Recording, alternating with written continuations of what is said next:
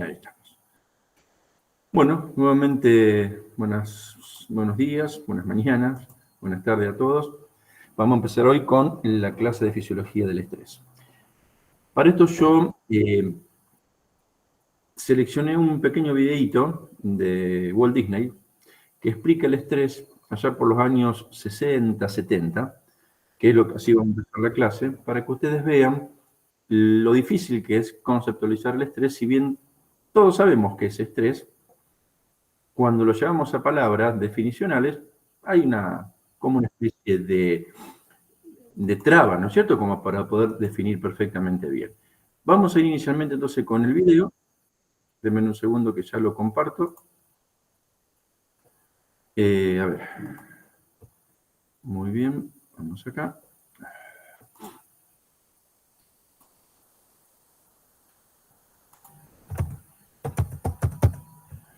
Perfecto. Comparto, vamos a ver eso y seguimos con lo que sigue.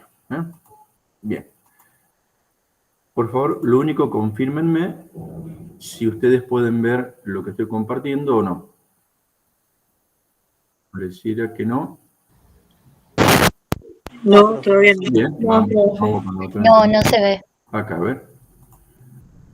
Déjenme ver un segundito. ¿Ahí apareció? Ahora sí. Perfecto. Sí. Bueno, muy bien. Vamos a ver el video que dura 3 minutos, 4 minutos y empezamos entonces con la clase. Esperen un segundito que acá termino de sacar.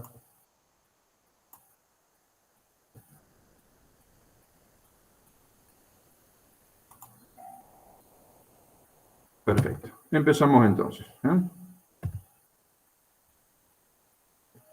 El concepto moderno de la salud bien balanceada puede representarse como un triángulo equilátero compuesto por un lado físico, un lado mental y un lado social, cada uno de igual importancia.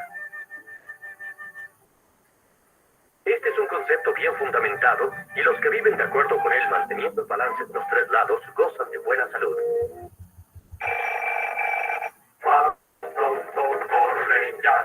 Vamos a velocidad. Contención, el día empieza, no te quedes en la mesa, pronto habrá que luchar, mucho miedo y tensión, hay que afrontar. Un nivel social precisa mayor autocada y el temor va a aumentar cuando empiecen a llegar los pagarés. No las pagarás y no te calmarán, pues las muchas deudas úlceras te causarán. Tomas café, te das a fumar y aún medio vuelto sales a trabajar. Tu ambición te da potencia a vencer la competencia. Tú serás el mejor, tu negocio el mayor. Ya no debes descansar y más arriba hay que trepar. Atención a acumular para alcanzar por fin tú. Desafortunadamente, cualquier cosa que afecte el lado mental de la salud puede afectar los otros lados y eventualmente todo el triángulo. Bueno, creo que fue bastante manifiesto el video. Como pueden ver acá que hay una presión social de siempre seguir trabajando a pesar de todo y de posponer la salud mental, física, psicológica, social, frente al trabajo de ser el mejor y de superarse, autosuperarse, siempre en pos de superar a otro y no superarse uno mismo. Y si supera uno mismo es para superar a otro. Esto es muy, muy completo y muy en relación con la UP, que nosotros estamos hablando de que le gusta el sabor a la adrenalina. Más adrenalina que este video creo que no puede ser. Entonces, la idea es, en primer lugar, empezar a ver si podemos establecer el término de estrés, ¿sí? Para empezar, una cuestión introductoria de estrés, vamos a empezar definiendo lo que se concibió inicialmente, hace mucho tiempo, como decir que era estrés. Por ahí me trabo porque estoy dando ingreso a los otros alumnos. Acá dice que el término estrés, y fíjense bien la primera palabra, jamás ha sabido encontrar su verdadero significado entre el evento ambiental y la respuesta del organismo. Nosotros sabemos que el estrés es una respuesta que tiene el organismo frente a estímulos, ¿sí? Normalmente uno dice estímulos estresores, y cuando definimos automáticamente y por reflejo qué es un estímulo estresor, es todo estímulo que genera estrés. Entonces estamos en un círculo vicioso en donde un concepto se autodefine a sí mismo y esto es imposible para tener un acabado conocimiento del concepto de estrés. Lo que tenemos que buscar en este círculo de entre definición de estresor y definición de estrés es un punto de quiebre, que es lo que vamos a tratar de hacer, y vamos a abordarlo de un punto de vista trialista, de un punto de vista tridimensional. Por eso dice que esta dificultad para poder definir estrés está íntimamente en relación con el estado de cómo el organismo responde. Y acá ya estamos introduciendo un concepto muy importante, que cada organismo responde diferente frente a un mismo estímulo, ¿sí? O pueden reaccionar igual frente a diferentes estímulos. Con lo cual introducimos un bastante complejo de eclecticidad, de diferencia, de cosas diferentes de una persona a otra. Esto es lo que nosotros conocemos como la variabilidad intersubjetiva. Y no nos quedamos solamente en la variabilidad intersubjetiva, porque también uno mismo, frente al mismo estímulo, puede reaccionar de manera diferente dependiendo en qué momento o en qué contexto estemos pasando. A esa variabilidad intersubjetiva aparece esta variabilidad intrasubjetiva, que se refiere no más ni menos que a cómo uno mismo reacciona frente a un mismo estímulo en diferentes condiciones o en diferentes contextos sociohistóricos. ¿Sí? Entonces, cuando nosotros queremos explicar lo que es estrés desde el punto de vista fisiológico, no podemos evitar lo que dice acá estas letras que estoy publicando, un criterio meramente reduccionista, simplista, ¿sí? Y fíjense que ese criterio, que es un poco lo que yo estuve hablando recién, como que supedita la forma de reaccionar del organismo a las modificaciones del medio, tanto sea externo, del medio ambiente, o interno propio de nosotros. Y esas modificaciones, esa adaptabilidad, esa eclecticidad, se basa, como dijimos, en una postura trialista. Por una parte encontramos la reacción del estrés y cómo está controlada esa reacción del estrés. Todos sabemos, desde el punto de vista fisiológico, está controlada con, evidentemente, componentes emocionales, es decir, componentes superiores, conscientes, inconscientes. Se le suman los conductales, la forma de poder exteriorizar acciones en el mundo consciente, y a su vez fisiológicas, que es donde también tenemos que andar nosotros. Y el punto clave de esta activación fisiológica del estrés es la liberación de la hormona liberadora de adenocorticotrofina, que es la CRH, ¿sí? Esta hormona, como sabemos que está, vamos a ver un poquito más profundamente esto, pero estamos dando un pantallazo general. Esta hormona, que es sintetizada en el hipotálamo, estimula en la hipófisis estas células adenocorticotrópicas para liberar esta adenocorticotrofina, y esta adenocorticotrofina estimula la corteza suprarrenal, específicamente la zona donde se sintetiza el cortisol, que es la zona media. Recuerden que de afuera hacia adentro, la corteza suprarrenal es la glomerular, la fascicular y la reticular, ¿sí? Entonces, esta liberación de mediadores químicos es una de las tres pilares que encontramos para poder definir integrativamente qué es el estrés. Esta reacción, por otra parte, del hipotálamo hipófiso córtico suprarrenal, que es otro eje que se suma a los que ya estuvimos hablando en primer año, modula a su vez la respuesta que tiene el organismo frente a ese estímulo. Esta sensibilidad que nosotros tenemos del eje está basada fundamentalmente, desde el punto de vista molecular, en el número de receptores que nosotros tenemos para recibir esta hormona en la hipófisis. Una respuesta se amplifica cuanto más receptores para una hormona tenga. En este caso, si una persona tiene más receptores o más densidad de receptores, para hablar correctamente, que es número de receptores por superficie, ¿no? Más que la persona B, frente a una misma estimulación con la misma cantidad de hormona liberadora de corticotrofina, va a ser más sensible aquel que exprese más receptores para hormona liberadora de corticotrofina a nivel de la glándula suprarrenal, ¿sí? Hay otras células que son células neuronales, que son las hipocámpicas, que también tienen una exquisita sensibilidad frente a una disminución o un exceso de los glucocorticoides. lo cual hace que esta reactividad, este control, estos feedback negativos que se producen, sean de exquisita respuesta. Y por último encontramos la reciprocidad entre las interacciones del sistema inmunitario y sistema nervioso central. Y aquí aparecen dos grandes líneas, porque decimos, sistema inmunitario, ¿qué tendrá que ver el sistema inmunitario en el estrés? Terrible, es una conexión sumamente importante que el sistema inmunitario desarrolla en toda la evolución del estrés, de la fisiología del estrés. Después vamos a ver, pero recuerden que el cortisol produce una disminución de los linfocitos, por eso hace más vulnerable a una persona a contraer más infecciones cuando tenemos estrés crónico. Y esto a su vez después se adecua perfectamente a cuadros clínicos de enfermedades crónicas. Una enfermedad crónica es un estrés, y este estrés, cuando se produce la cronicidad en más o en menos, y en base a la consideración que decimos de cómo cada uno recepta ese estrés, produce lo que se denomina una linfopenia, y lo cual produce una inmunodepresión. En este caso, inmunodepresión celular, y evidentemente humoral si los linfocitos son B. ¿Sí?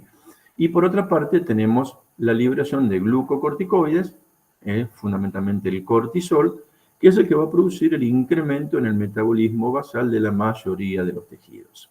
Como podemos ver acá, tenemos una primera respuesta para poder entonces hacer una primera aproximación a la definición de estrés. Entonces, fíjense que ya del año 1955, Seeley, que fue un investigador sumamente importante en el ámbito de la fisiopatología de la hipertensión arterial, definió el estrés y la asociación de estrés con hipertensión. Y él, la primera definición que hace del estrés es reacción de alarma. Reacción de alarma. Así que, en base a eso, podemos definirlo como dice acá este recuadro rojo, que es un estímulo puntual, que puede ser agresivo o no, percibido como amenazante para la homeostasis. O sea que cuando yo recibo un estímulo y lo percibo de alguna forma que va a ser deleterio o va a ser amenazante, una amenaza para el mantenimiento de mi homeostasis, el organismo responde con esta serie de reacciones químicas justamente denominada como estrés. ¿Qué hace el estrés? El estrés activa todo un conjunto efector humoral, en el cual encontramos un montón de elementos, por ejemplo, intermediadores metabólicos, hormonas, autacoides, que lo que hace que el organismo pueda responder frente a ese estímulo amenazante. Entonces, fíjense cómo acá ya podemos redefinir lo que es el agente estresor. El agente estresor es todo estímulo que amenaza el mantenimiento de la homeostasis corporal. Frente a esa agresividad, frente a esa amenaza, frente a esa posibilidad de romper el estímulo que mantiene la placa homeostática dentro de lo normal, aparece la respuesta que tiene el organismo frente a ese estímulo amenazante. Y acá entonces rompemos esta retroalimentación que dijimos inicialmente, que hablábamos de estrés como la respuesta del organismo frente a un estresor y el estresor el que produce un estrés. Entonces acá ya podemos independizar tranquilamente y poder analizar muy concretamente lo que es el estrés entonces y el estímulo estresor por otra parte. Cuando nosotros hablamos de la fisiología del estrés, recuerden que no solamente estamos incluyendo la liberación de CRH y ACTH y cortisol, porque el estrés, ahora vamos a ver que hay una clasificación muy interesante de estrés, hay un estrés que se basa en el tiempo de evolución. Por eso tenemos una dicotomización en cuanto a la clasificación, que es, por ejemplo, el estrés agudo y el estrés crónico. El estrés agudo es aquel que se produce en forma inmediata, que es lo que da justamente esta reacción de huida. Porque imagínense que si yo estoy con un estímulo amenazante que yo considero o que lo percibo como amenazante de mi vida, yo no puedo esperar a que se libere ese CRH del hipotálamo, estimule la ACTH de la hipófisis, vaya por vía sanguínea a la médula suprarrenal y estimule la liberación de cortisol para que el cortisol modifique la función celular y ya estamos muertos de hace 400 años atrás. Entonces, tengo que contar con otro sistema paralelo, que es el sistema justamente nervioso autónomo. Entonces, cuando tenemos un estrés, se ponen en marcha ambos mecanismos. La respuesta de la hipercortisolemia y el estímulo del simpático, parte del sistema nervioso autónomo. Entonces, para analizar el estresor, recuerden que también tiene características. Estresor, dijimos, un estímulo amenazante. Tranquilamente lo puedo decir, amenazante ¿contra qué? Contra la homeostasis corporal. Fíjense que acá, cuando hablamos del análisis constitutivo o la estructuración de lo que es el estresor, podemos identificar 3 componentes. Primero, dice recepción del estresor y filtro de las informaciones sensoriales por el tálamo. Acá estamos incluyendo una cuestión consciente. Yo tengo capacidad tranquilamente de saber si ese estímulo amenazante realmente puede comprometer la vida o no. Evidentemente un ejemplo extremadamente burdo. Yo voy por la calle y me apuntan con una pistola en la cabeza. Evidentemente que yo ahí me doy cuenta que me puede comprometer la vida porque si dispara me puede matar. Esto es procesado conscientemente a nivel talámico, por estos procesos sensoriales. Una vez que tengo este procesamiento, seguimos con el análisis del componente del estresor. Primero la recepción, filtro e interpretación. Luego tenemos que programar la reacción al estrés. Es decir, si yo tengo que actuar en el momento o puedo establecer pautas para actuar un poco en forma de delay, dilatado. Para esto yo tengo que poner en juego la fisiología del córtex prefrontal. ¿Por qué? Porque acuérdense que el córtex prefrontal es donde reside todo el sistema de toma de decisiones. Lo que es atención, lo que es memoria, lo que es vida de relación. Todas las cuestiones relacionales, interpersonales, asientan fundamentalmente en el lóbulo prefrontal. Entonces, concientizo el estímulo estresor, lo proceso a nivel del lóbulo frontal, para ver si esto a mí me lleva o me evoca alguna reacción pasada o es algo nuevo. Si es algo pasado, ya tengo lo que se denomina un reflejo condicionado. Porque si yo nunca tuve una pistola en la cabeza y nunca supe que la pistola puede disparar una bala y la bala me puede matar, no voy a reaccionar. Y el estímulo concretamente es el mismo. Entonces, cuando ustedes, la primera vez que supieron que un revólver dispara una bala y la bala puede matar, ya automáticamente lo sienten y queda como una referencia evocativa. Es a donde va justamente el córtex para decir, en ese momento yo actúo de tal forma, tengo que actuar de lo mismo porque me puede matar. Y por última parte, tenemos la respuesta diferente que sí tiene el organismo. Acá sí se pone en juego la amígdala, por eso hablamos de memoria emocional, y hay la memoria explicativa que es concomitante con la memoria emocional. Entonces, la memoria explicativa es el hipocampo, la memoria emocional es la amígdala. Esta respuesta es lo que se forma o lo que se centra en lo que es la sustancia reticular y en el locus coeruleus. Es decir, que estas son las estructuras en donde yo tengo la capacidad de individualizar este agente estresor y poder actuar en consecuencia según mis experiencias previas. Todo esto habla de lo que se denomina una adaptación. Yo me estoy adaptando a una circunstancia y esta adaptación me hace más o menos eficaz para poder salir de este agente que es amenazante. Entonces, es imposible no referirse al síndrome general de adaptación cuando hablamos del estrés, porque el estrés es una forma de adaptarse justamente a este estímulo estresor, este estímulo amenazante. Entonces, acá encontramos 3 fases que solamente las voy a nombrar, pero que son sumamente importantes para ver cómo es esta fase de adaptación, de este síndrome general de adaptación. Tenemos, en primer lugar, fase de alerta, de defensa y de agotamiento, lo cual es muy lógico pensarlo, porque la primera fase es fase de alerta, es decir, ahí evoco, ahí proceso, tálamo, córtex prefrontal, veo si hay alguna referencia previa, entonces a ver si esto es alerta o no. La fase de defensa estaría ya con la respuesta diferente, el punto 3 o el último componente del agente estresor.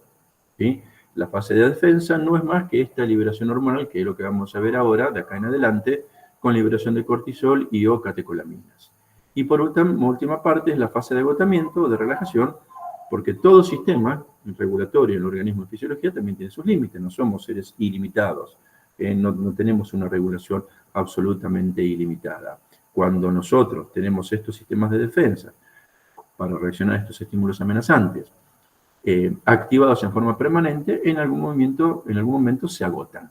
Y cuando se agotan aparece justamente el estrés que va a ser negativo sobre justamente la fase de este mantenimiento de la homeostasis. Es importante que ustedes vean que el organismo, como dice acá, siempre se encuentra en un estado de estrés mínimo, un estado de estrés que es necesario para estar alerta, para mantenernos alerta. Vamos a decir, esta intensidad que es mínima, lógicamente después se modifica dependiendo de cuál sea el agente estresor. Por eso, dependiendo del grado de ese agente estresor, el organismo va a reaccionar en más o en menos. Fíjense que aquí tenemos una representación gráfica general de cuando aparecen las demandas del entorno. Esto lo podemos denominar como un agente estresor externo, que estimula estos principales centros cerebrales, como estuvimos hablando, ¿no es cierto?, del córtex hipotálamo, corte, amígdala, etcétera, etcétera, que estimula el hipotálamo a liberar la hormona liberadora de ACTH, estimula la hipófisis, libera ACTH, estimula la corteza suprarrenal y libera cortisol. Esta liberación de cortisol, a su vez, hace retroalimentación con un circuito reverberante negativo corto en la hipófisis y largo en el hipotálamo para autorregular y de alguna forma limitar justamente la respuesta, si no estaríamos en un distrés. Pero por otra parte, hace el efecto fundamental en los otros órganos, que envía también señales al hipotálamo para regular, pero estas modificaciones que tenemos en los otros órganos son muy importantes para que el paciente pueda llegar a la prosecución de la acción como respuesta frente a ese estímulo estresor. Pero fíjense que el hipotálamo no se contenta con la estimulación de la hipófisis, porque a su vez también estimula el sistema neurovegetativo. Y acá tenemos el otro que actúa a corto plazo por liberación fundamentalmente de adrenalina y de noradrenalina, o epinefrina y norepinefrina. ¿Estamos? Entonces, es un círculo de retroalimentación, pero con ciertos límites que son autorregulables. El problema es cuando ese agente amenazante persiste en el tiempo. Y si esa persistencia mantiene esta autorregulación o en algún momento produce la disrupción de todos estos circuitos de reverberación. ¿Preguntas hasta acá, chicos? No, profe. Bien, perfecto. Acá tienen una representación gráfica de las tres fases de lo que es el síndrome general de adaptación. Fíjense, dijimos que tenemos siempre un pequeño nivel de estrés. Tenemos una reacción de alarma, con lo cual en la reacción de alarma la resistencia baja, porque es el susto que nos pegamos, ¿sí? O sea, tenemos una disminución en cuanto a estos mecanismos que rápidamente aumenta y tenemos el estado de resistencia, que es donde se produce la prosecución de toda la respuesta efectora que el organismo tiene para mantener la homeostasis.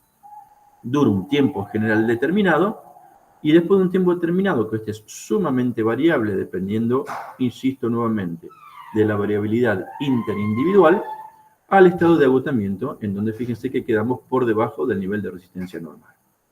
Esto, curiosamente, fíjense, fue descrito en el año 1936.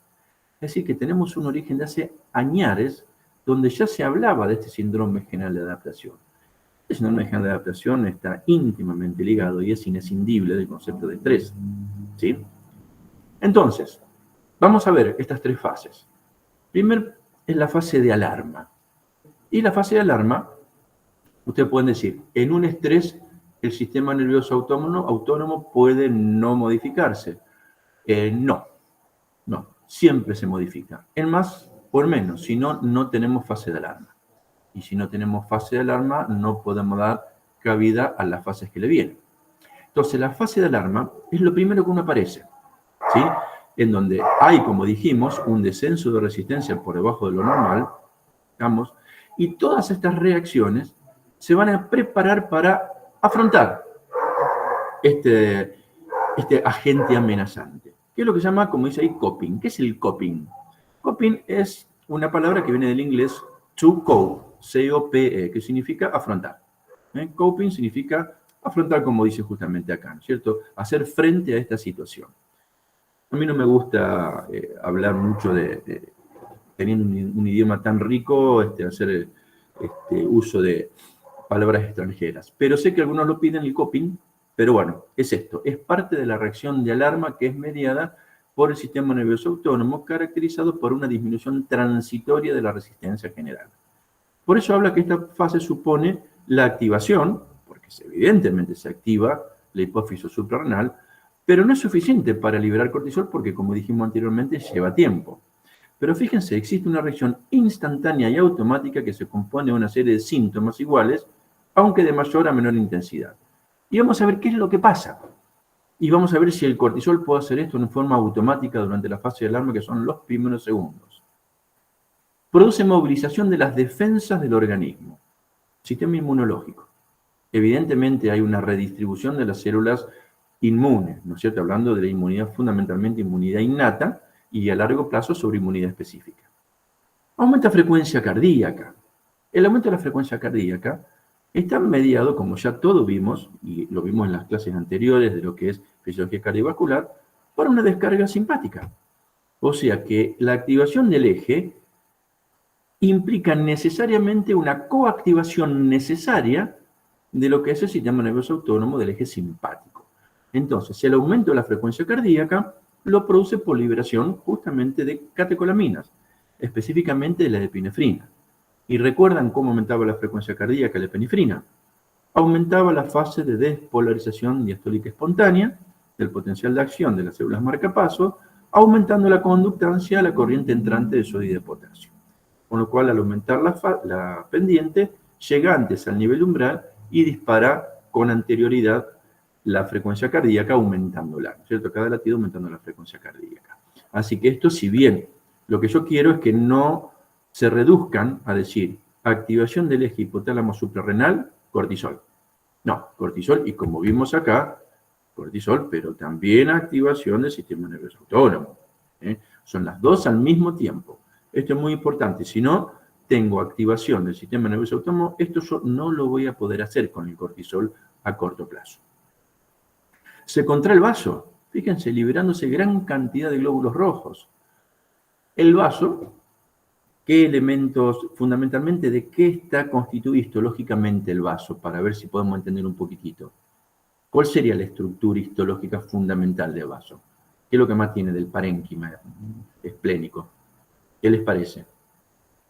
Músculo liso. Tiene músculo liso, que es parte constitutiva ¿de qué? De sinusoides. ¿Sí? Hay sinusoide, hay músculo liso. El tema es que la adrenalina lo que tiene que hacer es contraer para hacer lo que se llama una transcompartimentalización de glóbulos rojos y así pasarlo al plasma. Y fíjese lo cual es muy importante y es lógico. ¿Por qué en un estrés quiero más glóbulos rojos? Porque voy a necesitar más metabolismo muscular y voy a necesitar más oxígeno. Es muy sencillo. ¿Sí? Entonces, yo no tengo tiempo de sintetizar glóbulos rojos, pero tengo reserva de glóbulos rojos en el vaso. Entonces, aprovecho esa reserva y por un estímulo del sistema nervioso autónomo, contraigo el vaso, libero glóbulos rojos y aporto un mayor transporte de oxígeno y mayor entrega de oxígeno a los tejidos. Que por su parte el cortisol a su vez también lo estimula. ¿Sí? Aparece una cosa muy importante que es la redistribución de la sangre a los puntos menos importantes. Cuando yo tengo la reacción de alarma significa tengo que correr para salvar mi vida. Lo estoy evidentemente haciendo extremo, pero eso sería la idea, lo que interpreta el organismo. Tengo que correr. Y para correr, ¿qué necesito? Más sangre, necesito más oxígeno, necesito más metabolismo. Pero el tema es que yo tengo 5 litros de sangre. En realidad el 7% del peso corporal. En un paciente de 70 son 4 litros, 905 litros. Tengo 5 litros de sangre. Yo no tengo tiempo a sintetizar más glóbulos rojos. Me tengo que arreglar con lo que tengo. Entonces aparece esta teoría, que es la redistribución del flujo, que saco sangre a aquellos órganos que en la reacción de alarma no van a ser tan importantes y se los doy a los que realmente los necesitan. ¿Cuál es fundamentalmente que lo necesita? Cerebro y corazón ya sabemos que están siempre cuidados. Pero ¿cuál es el otro tejido que necesita un gran aporte de sangre para poder hacer frente a esta reacción de la fase de alarma? ¿Qué les parece? El músculo. El músculo, muy bien, gente. El músculo. Yo tengo que correr, tengo que contraer. ¿Y a quién le saco sangre para dársela al músculo? Y tengo 3 grandes. Eso, uno, todo el territorio es plásmico. Estamos hablando de metros y metros de intestino con sangre. Entonces, hago una pequeña constricción o gran, dependiendo de cuánta adrenalina esté liberando, y produce vasoconstricción espláncnica que se lo pasa al músculo. Y otro que es el órgano más grande, que es la piel. Entonces, como yo en ese momento no necesito un gran flujo a nivel de la piel, también le derivo esa cantidad de sangre, de volemia, y se la derivo al músculo. Y después tenemos el riñón, que está también muy perfundido. Recuerden que el riñón representa el 25% del volumen minuto cardíaco, o sea que es una gran cifra que también hago esa redistribución. Y la pregunta es, ¿cómo hago esa redistribución? ¿Cómo la adrenalina hace esa redistribución? A ver, es maravilloso lo que estamos hablando. Fíjense que el organismo solito se arregla para decir, vos no necesitas, dame, después te lo doy, te lo devuelvo. Si vos necesitas, después vemos. La adrenalina hace, fíjense, porque la adrenalina a su vez, para darle también más sangre al músculo, ¿qué tiene que invariablemente modificar a nivel del músculo?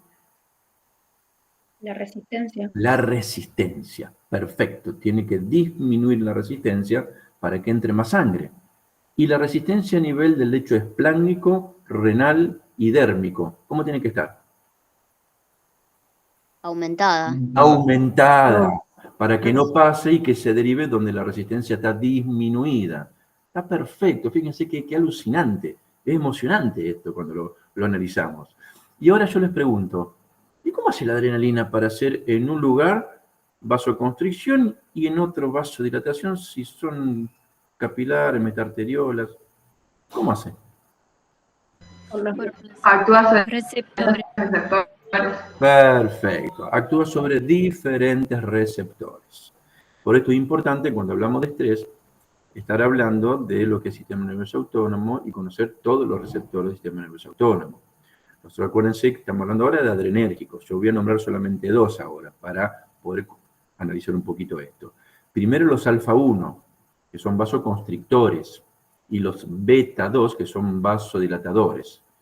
Entonces, la adrenalina, cuando ve un receptor, se une, porque en definitiva no sabe lo que va a pasar después con el segundo mensajero, se une. El tema es que a nivel donde se produce mayor vasoconstricción, predominan ampliamente los receptores alfa-1 sobre los beta-2. Entonces la respuesta neta es constricción. Y al revés en el músculo, predomina el beta-2 mucho menor que el alfa-1. ¿Se entiende? Este es el mecanismo concreto donde se produce esta readaptación o esta redistribución de flujo, para hacer justamente el coping frente al incremento de las demandas metabólicas a nivel muscular. Esto es muy importante porque en la farmacología, cuando ustedes vayan a ver eso, van a ver que hay modificaciones en cuanto a estimulación o inhibición de cada uno de estos receptores. Es decir, que yo puedo modular en forma exógena la respuesta que tiene el sistema nervioso autónomo sobre cada uno de los órganos efectores. Pero esto solamente lo vamos a entender cuando sepamos bien lo que es el sistema nervioso autónomo. Bien, aumenta capacidad respiratoria. Nuevamente, todas estas, fíjense, todo lo que estamos hablando nosotros, lo está haciendo el sistema nervioso autónomo, específicamente la acción simpática. Todavía no aparece el cortisol. Todavía no apareció tanto el cortisol. Está empezando a aparecer, pero va a tardar más tiempo. Estos son los primeros segundos, por eso reacción de huida, ¿sí? Reacción instantánea, automática, como dice aquí esta parte.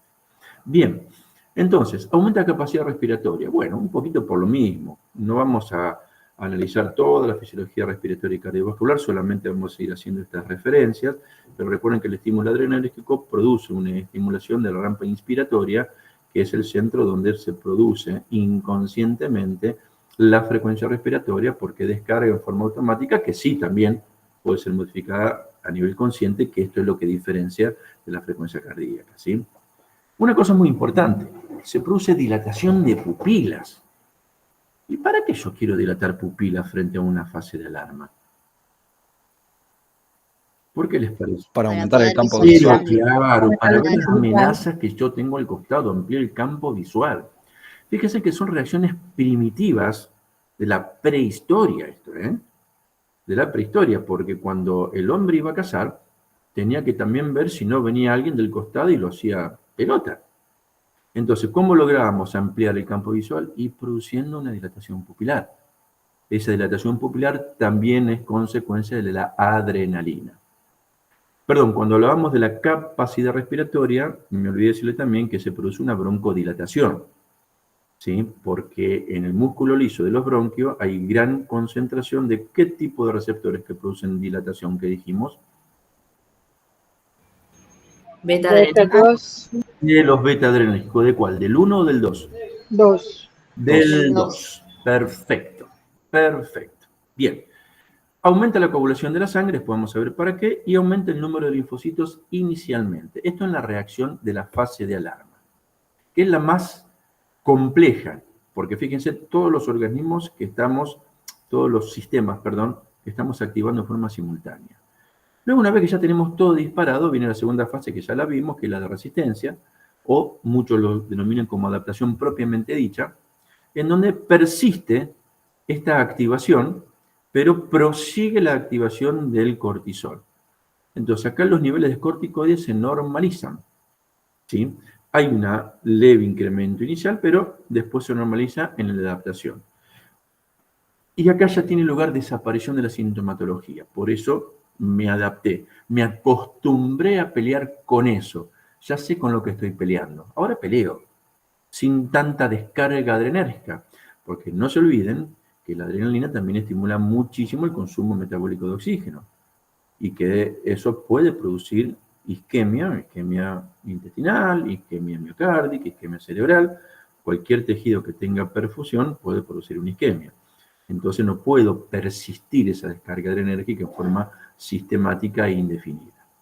Y por último llega la fase de agotamiento, que esto está relacionado con la duración del estímulo estresor, ¿sí? Entonces, cuando esta adaptación se llega a un nivel que no son suficientes, persiste, o por la persistencia del estímulo estresor. Ahí ya tenemos, fíjense, alteración tisular, alteración estructural y por ende funcional, y aparece la famosa manifestación signo-sintomatológica psicosomática. Por eso entonces, acá tenemos un pequeño resumen de cuáles son estas respuestas que tiene el organismo como consecuencia del estrés. Tenemos una fase inicial y el estrés propiamente dicho. El estrés propiamente dicho no está en la fase de agotamiento, pero está en las primeras dos. Y fíjense que tenemos en todos los sistemas modificaciones y la mayoría inicialmente en el estrés agudo, por descarga fundamentalmente simpática, donde la adrenalina y noradrenalina son las que toman el mando de esta parte inicial, ¿sí?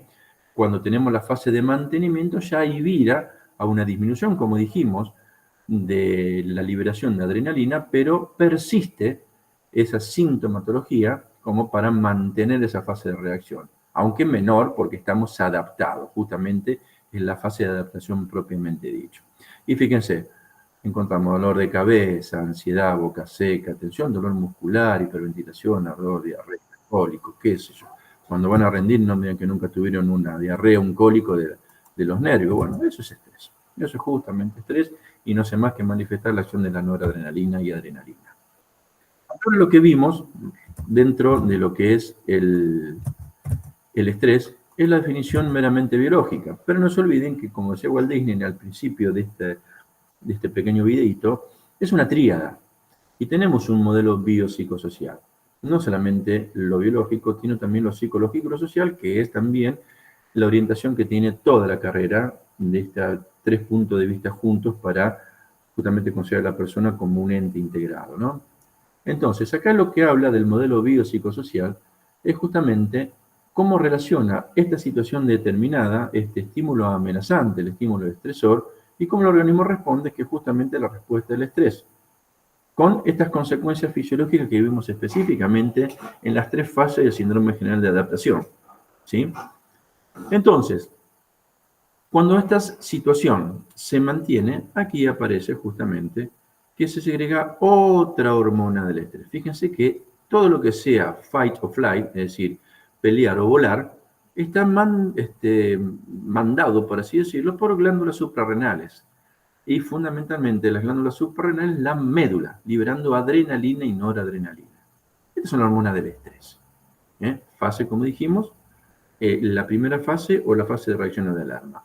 Pero, conforme el estímulo persista, ahí aparece entonces liberación de otra hormona y aparece la liberación de la ACTH como consecuencia de la estimulación hipofisial de la CRH. Y esto a su vez libera en la zona fascicular el cortisol de la corteza suprarrenal. ¿Sí? Aquí aparece entonces otra clasificación del estrés que también se pide mucho, que ya también estaba en Seeley, que distinguía entre reacciones agradables o euestrés o desagradables o distrés. Esto es un poquito también romantizar el estrés, ¿no? Porque todo estrés es desagradable. Todo estrés es desagradable. Porque implica poner en juego estos mecanismos de defensa. Y por ahí uno se siente con falta de aire, con taquicardia. Dependerá también la causa, pero no es agradable sentir que nuestro cuerpo está, vamos a decir, activado por demás. Hay algunos que sí, como justamente está la UP, que le gusta el sabor de la adrenalina. ¿Sí? Bueno, eso después veremos si es eustrés o distrés. Pero ustedes recuerden siempre que el prefijo eu significa normal, ¿sí? Y el prefijo dis significa alteración. ¿Estamos? Entonces, el eustrés es la respuesta que tiene el organismo frente a un estímulo amenazante para mantener la homeostasis dentro de lo normal sin producir lesiones en el organismo. El distrés ya tenemos lesiones propias del organismo, porque las consecuencias, tanto fisiológicas y hasta estructurales, se producen cuando el estrés ya es patológico. Los estrés crónicos terminan en algún momento siendo patológicos porque caemos en la tercera fase del síndrome general de adaptación. ¿Van siguiendo hasta ahí? Bien. Entonces, acá es muy importante esta primera frase que estuvimos hablando, que las reacciones dependerán de la percepción que se tenga en las demandas de trabajo, de relaciones interpersonales, etcétera, etcétera, etcétera. A nivel fisiológico, se traduce, como dijimos, y quiero enfatizar este concepto, el aumento de catecolaminas y la supresión activa de la secreción de cortisol. ¿Sí? Esto es muy, muy importante. Tan es así entonces que el mismo Seeley hizo como una especie de un diagrama en cuanto a 4 variables, que son las que dictaminan la evolución del estrés, que tenemos, por ejemplo, actividad o esfuerzo. Y en la actividad o el esfuerzo, el ejercicio, ¿es un estrés? ¿Qué les parece? Sí, Sí, es un estrés. Es un estrés porque tenemos que activar el simpático. Obviamente, tenemos un estímulo que es amenazante. Ojo, no tomen amenazante como necesariamente deleterio. Amenazante es que si yo no me adapto, voy a tener consecuencias. ¿Sí? Porque si yo empiezo a correr pero no traigo más oxígeno, evidentemente voy a claudicar. A eso habla la adaptación. ¿De acuerdo? Bien. Entonces, la actividad o el esfuerzo es un estresor. Perfecto. La euforia o estrés, está bien que te dicen, te ganaste la lotería, te ganaste 50 millones de dólares, no trabajamos en tu vida, puedes hacer de tu vida lo que quieras. Y estás festejando 5 años seguidos, tenés un eustrés durante 5 años, ¿sí? Entonces también es otro eustrés, ¿sí? El tema es cuando tenemos malestar o distrés y también la relajación o el ocio, cómo va modificando las 2 fases de activación del estrés. Y fíjense que cada una tenemos las 2 fases representadas, la activación del sistema nervioso autónomo y el cortisol. Todo lo que caiga dentro de la actividad, esfuerzo con euforia, tenemos mucha adrenalina, porque es algo muy a corto plazo. Fíjense, como dijimos, y vuelvo a insistir en este concepto, el cortisol prácticamente no tenemos, porque no tenemos tiempo de sintetizarlo, solamente por esto. Si esta actividad o esfuerzo no repercute en euforia y repercute ya en malestar, persiste la adrenalina, pero fíjense cómo se empieza a aumentar la concentración de cortisol. Ahí tenemos la activación bifásica del eje como consecuencia del estrés y por eso justamente el distrés sea la consecuencia más probable que ocurra. Cuando tenemos relajación, podemos tener relajación y eustrés, no voy a tener activación del eje, porque no hay ningún factor amenazante, esto lo contrario, es un factor placentero. El problema es cuando esta relajación, ocio, la pasividad genera distrés. Me echaron del trabajo, no hago nada, tengo un ocio terrible, pero me genera distrés porque necesito trabajar. Entonces acá aparece una predominancia del cortisol y poca adrenalina. Este cuadrito es muy útil para poder graficar visualmente lo que ustedes pueden saber cuándo se activa y cómo son la interacción entre las variables que definen una actividad, un esfuerzo, una relajación, si da eustrés o si da distrés. ¿Preguntas hasta acá, chicos? Bien, y acá tenemos un poquito la explicación que yo les dije.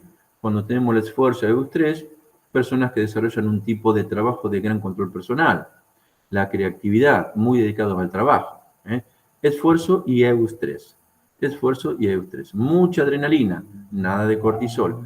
Adrenalina pura, es lo que pasa a este personaje de la UP.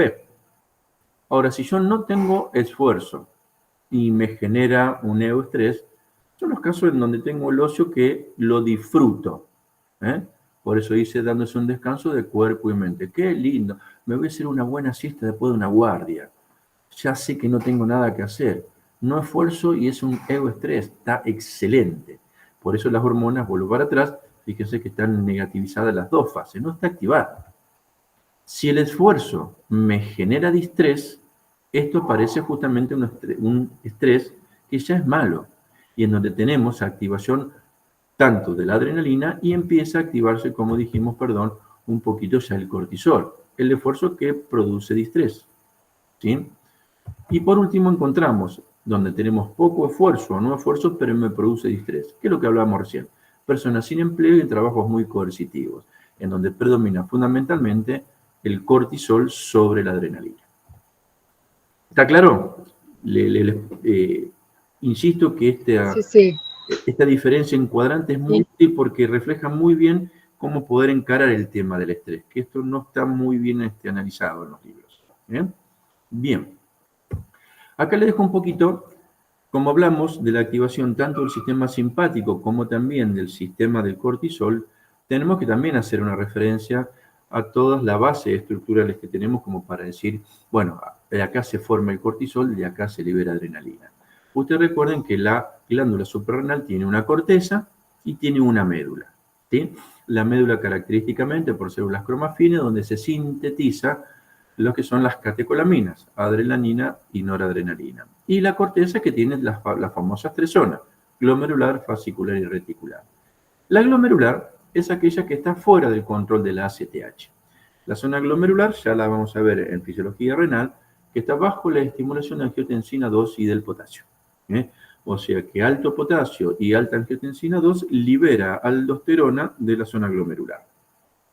A nosotros lo que nos interesa es la zona fascicular, que es la zona intermedia donde se sintetizan, como podemos ver acá, esta zona fascicular, los glucocorticoides, que justamente el cortisol es el principal representante. Luego, como última de la zona reticular, encontramos los esteroides sexuales, que en este caso, si bien pueden liberarse, no tienen gran importancia para explicar cómo se desarrolla el estrés. Y en la médula, como ya hablamos, tenemos la adrenalina y la noradrenalina. Fundamentalmente, la adrenalina que después se convierte en forma periférica a norepinefrina. Entonces acá tenemos esta relación, como yo siempre digo, entre lo que es la estructura con la función. No podemos saber función si no sabemos las estructuras. Selecciono este gráfico porque me parece que también es muy, valga la redundancia, gráfico y muy claro para que no se olviden cómo está estructurada la glándula suprarrenal. ¿Sí? Acá encontramos ya con la activación del eje y la activación de la zona fascicular, encontramos varios compuestos que son glucocorticoides. Nosotros vamos a ver que, y esto va a ser muy importante en la clínica, porque dexametasona, fludrocortisona y prednisona de todos los días, y metilprednisona para algunos casos en particular. Pero no todos los corticoides tienen el mismo efecto. El corticoide es el principal antiinflamatorio endógeno más potente que se conoce, ¿sí?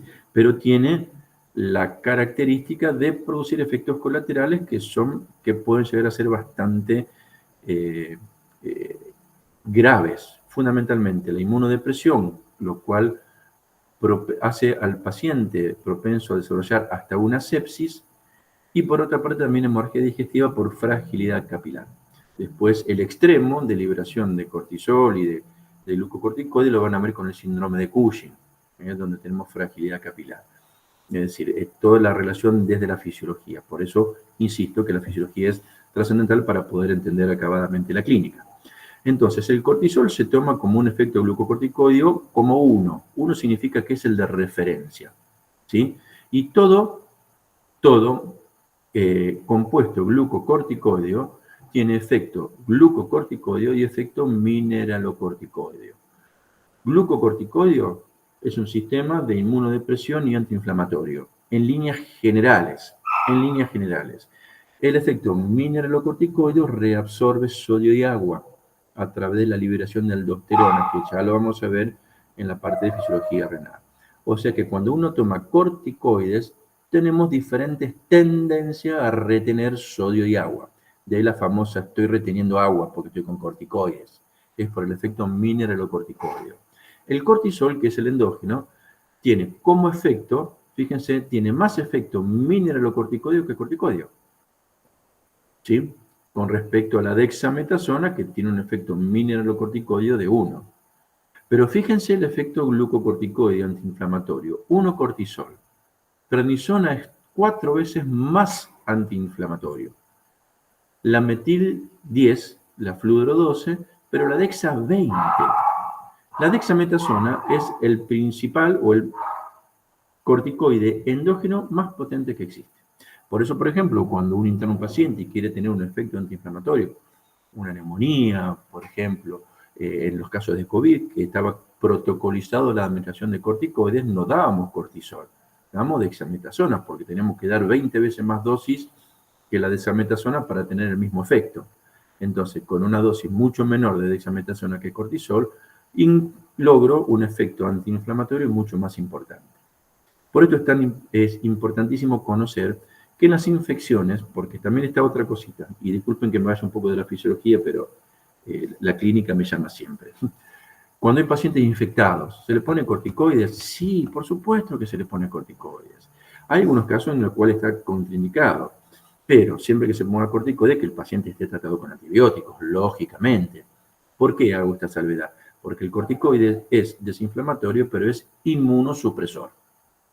Y fíjense que este poder inmunosupresor que tiene la dexametasona se utiliza para las enfermedades autoinmunológicas, donde el mismo organismo lesiona los propios órganos. Entonces, ¿qué hago? Le digo a mi organismo, baja un cambio con el sistema inmunológico. Entonces, a propósito, inmunodeprimo al paciente para disminuir el impacto que su sistema inmunológico lesiona sus propios órganos. Por eso hablamos de enfermedades autoinmunes. Evidentemente los corticoides han revolucionado la historia de la medicina, chicos. Una amiga mía que siempre decíamos y nos cargamos, la medicina es antes y después de los corticoides. Si bien tiene un poquito de sarcasmo, porque cualquier cosita sean corticoides, hay mucho abuso de indicación y prescripción de corticoides, ha generado un hito realmente importante, ¿sí? La fluorocortisona tiene 12 con respecto al cortisol. Pero fíjense que tenemos el efecto mineralocorticoideo, que a su vez tiene efecto glucocorticoideo en todos.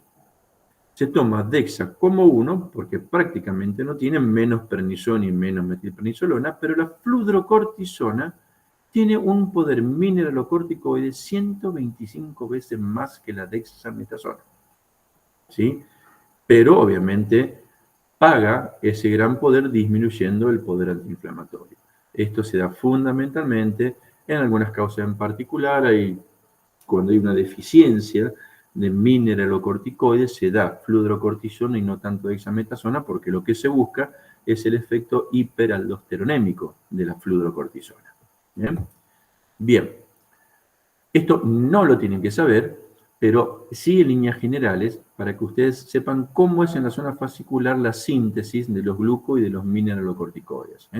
Todo aparece desde el colesterol, y en el colesterol hay una serie de enzimas, que después esta enzima van a tomar mucha importancia cuando ustedes vean enfermedades congénitas, hiperplasia suprarrenal congénita, pero es importante al menos que le vaya sonando que tenemos pregnenolona, esto sí está lindo si lo pueden saber, la dehidroepiandrosterona, porque esto se pide para evaluar el eje hipotálamo suprarrenal, y que después pasa a progesterona, 17-hidroxiprogesterona, androstenediona y testosterona.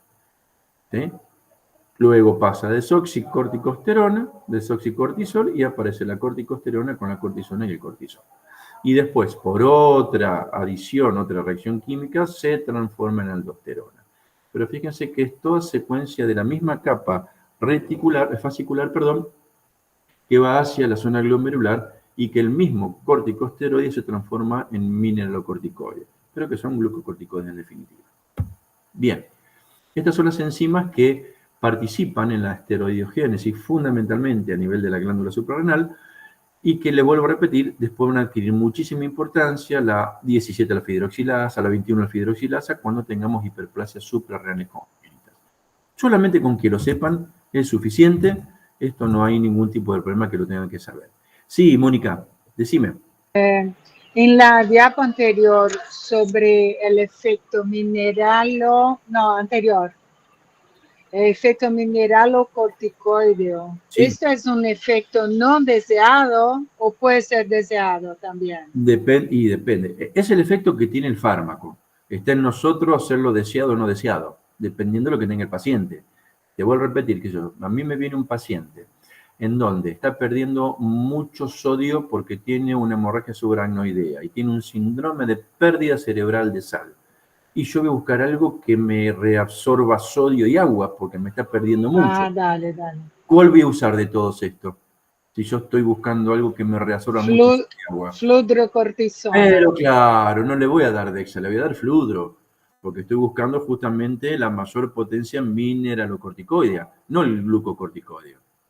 Interesante. Todo depende del cuadro clínico que presente el paciente y de la patología, obviamente, como toda medicación.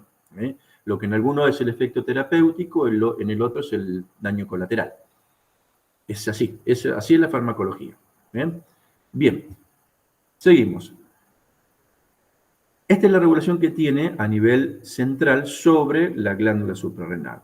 Esto lo hacemos relativamente rápido, pero recuerden que tenemos a nivel hipotalámico justamente la liberación de la hormona liberadora de ACTH. Y fíjense que tenemos un ritmo circadiano, por esto es tan importante cuando nosotros queramos pedir cortisol plasmático, lo tenemos que pedir a las 8 de la mañana, porque es donde más liberación de cortisol fisiológicamente existe. Y eso está en íntima relación con la pulsatilidad que tiene el hipotálamo de este ritmo circadiano a predominio de las 8 de la mañana, que es la que libera a su vez en forma final el cortisol.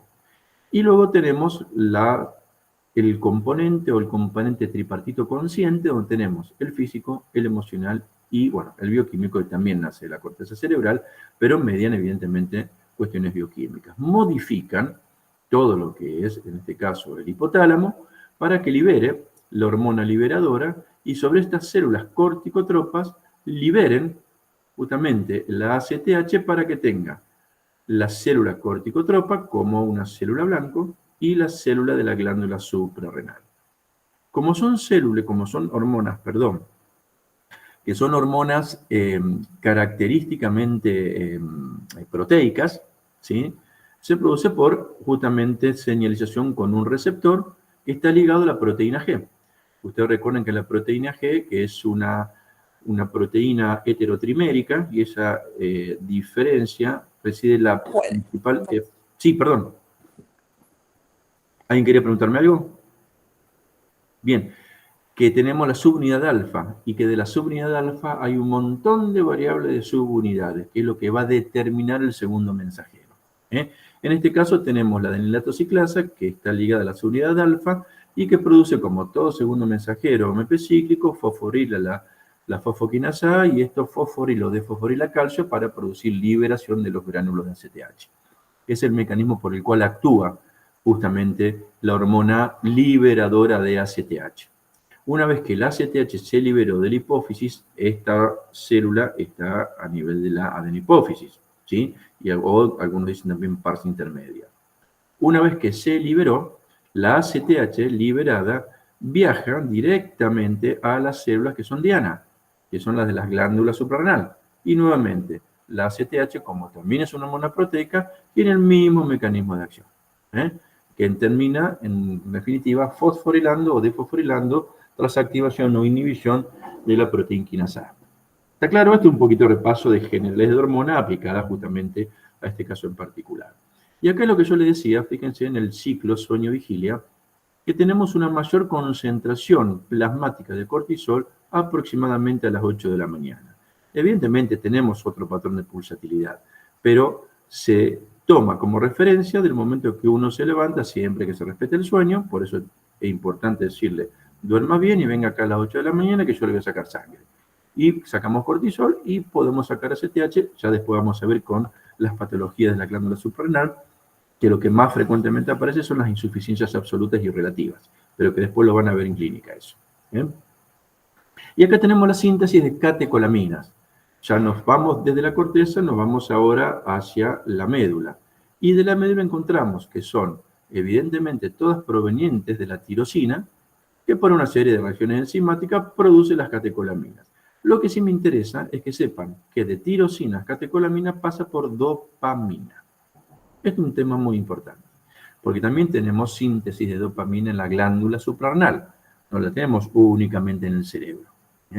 La tenemos en la glándula suprarrenal. También tenemos síntesis endógena de dopamina a nivel renal, con 5 subtipos de receptores dopaminérgicos, desde 1 de 5, es que regulan la secreción de sodio. Es decir, la dopamina está mucho más de lo que nosotros pensamos en todo el organismo. Y la adrenalina, que es el punto inicial, después se produce la degradación por estas enzimas que es famosa COMT y MAO. Estas dos enzimas son trascendentales para poder producir la degradación y limitar la acción de las catecolaminas. Ustedes van a ver después, esto es tan importante, porque los productos que se producen posterior a la degradación de las catecolaminas se denomina ácido vainillin-mandélico. Este ácido vainillin-mandélico se dosa en orina para saber la actividad que tenemos catecolamínica a nivel plasmático. Todo esto es importante. Van a ver, por ejemplo, que esto le quería decir hace un ratito, hay una patología que se llama feocromocitoma, que es justamente un tumor autónomo de la glándula suprarrenal, de la médula en específico, que produce catecolaminas más allá de lo habitual. El paciente está hipertenso, bueno, con todo está en un estrés agudo y después crónico, porque es una liberación constante. Imagínense cómo está la placa homeostática de ese paciente. Entonces, para poder identificar, se pide el ácido vainillin-mandélico en orina para poder indirectamente mensurar cuántas catecolaminas tenemos a nivel plasmático. ¿Bien? Digo para que ustedes vean para qué es importante conocer todo esto. No queda solamente acá en la parte de la fisiología. Y esto, como ya últimas diapositivas, es para que ustedes puedan ver cómo se va analizando de a poquitito la síntesis a nivel de las catecolaminas de la médula suprarrenal. Lo primero que nosotros tenemos es, como dijimos, parte de la tirosina. Y aparece la tiroxina hidroxilasa para formar L-Dopa. Este es el primer punto, que es lo que vimos en la diapositiva anterior. El segundo, aparece la enzima citosólica aminoácido decarboxilasa, que convierte esta L-Dopa en dopamina. Por eso una cosa importante que dije, que hay síntesis de dopamina en la médula suprarrenal. ¿Sí? Esto habla justamente, convierte la L-Dopa en dopamina en muchos tejidos. Es decir, que no es privativo, no es un lugar privativo de la glándula suprarrenal.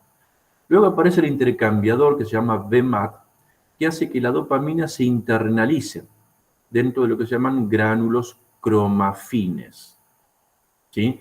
Estos también pueden ser inhibidos por algunos fármacos que después vamos a ver.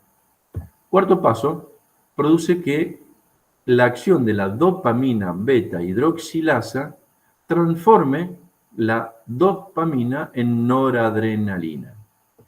Esta noradrenalina, a su vez, formada en los gránulos, sale hacia el citosol por el mismo mecanismo que ingresó en transporte dopamina con protón.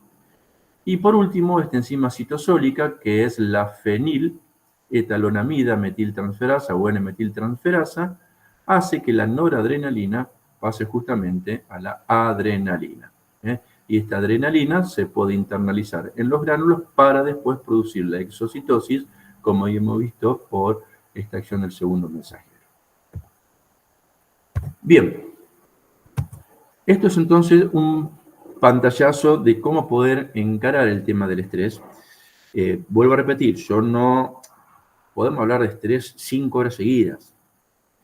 Yo traté de resumir cuáles son los puntos que no van a ver en las otras UP. para que puedan asentarse sobre estos conceptos. Yo podría haber hablado de cómo el sistema nervioso autónomo actúa en cada uno de los órganos, pero esto ustedes ya lo vieron en cardiovascular, en respiratorio, y sería repetitivo en forma inútil. La idea de este teórico era, vuelvo a repetir, focalizar los conceptos que son justamente no privativos, pero muy específicos de esta UP, que no la van a ver directamente en otra UP. Bien, gracias por estar, 89 alumnos, muy bien, muy bien. Preguntas. Quedo abierto a las preguntas, esto después lo voy a subir y les voy a pasar el link para que puedan bajar la clase y hagan todo lo que quieran. Consulta, ¿qué Dale. libro podemos utilizar para leer este tema? Mira, hay un libro que es, por ejemplo, el Huse me gusta mucho, está muy lindo. El Boron está, lo que pasa es que vos sabés que no hay muchos libros que enfoquen el estrés específicamente de esta forma. La mayoría, por ejemplo, la semana que viene tengo que ver fisiología del ejercicio y yo tengo que repetir todo esto, si no, no tiene sentido repetir que la adrenalina aumenta frecuencia cardíaca, Entonces, todas estas cuestiones yo trato de pasarlas para no ser repetitivo. Los libros hacen eso. Déjamelo ver, déjame que te busque un libro y te los paso por Insta y te digo qué libro está mejor como para poder afrontarlo. De todos modos, con esto que estuvimos viendo acá y esto que yo te di.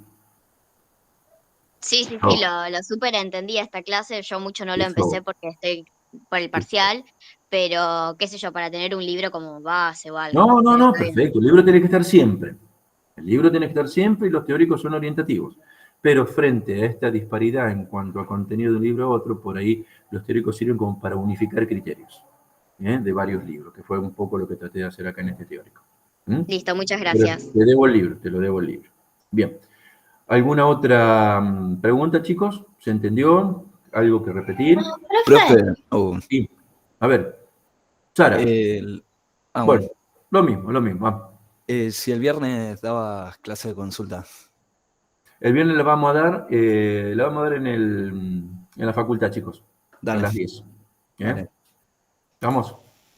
Así que como los no docentes no están de paro, las puertas están abiertas, así que vamos a ir directamente ahí. Bien. Sara. Profe, el teórico de regulación de la presión arterial. Te lo redebo subir, te lo redebo. ¿Por qué no lo encontré? Lo busqué y no. Porque no lo subí, esa es culpa mía. Ahora termino y ya subo los dos, no te preocupes. Gracias, profe. Perdón, se me pasó. Bien. Bueno. ¿Y este también lo subí después? Sí, los dos. Voy a subir el de regulación y este. Sí. Así ya lo tienen como para referencia. ¿Lo subís en tu Instagram, profe? ¿Cómo, Franco? ¿Lo subís en tu Instagram? ¿O en dónde lo subís? Lo voy a subir en el Instagram mío, la dirección. Una vez que está la dirección, la copian y ya la tienen en su computadora y la bajan directamente ahí. Ah, buenísimo, gracias. Bien, porque eso va al Drive mío, al Google Drive, y lo pongo para compartir, así que lo pueden bajar las veces que quieran. Ah, buenísimo, gracias. Por favor. Bueno, ¿preguntas? Muchas gracias, profe. Sí, Artur. Lindo día. Chao. No te escuché, perdón. ¿Vamos de vuelta? Estoy me despedindo. Chao. Escríbeme que no te entiendo. Está como muy borroso el sonido, por favor. Se está despidiendo. Ah, listo. Chao, Artur. Gracias a todos. Chao, profe, gracias. Bueno, Chao. chicos, tengan... Chao, profe, nos vemos antes. ¿Estamos? Nos vemos, chicos. Hasta luego. Chao, gracias. Muchas gracias. Muchas Gracias, profe. Chao. Gracias, profe. Al contrario.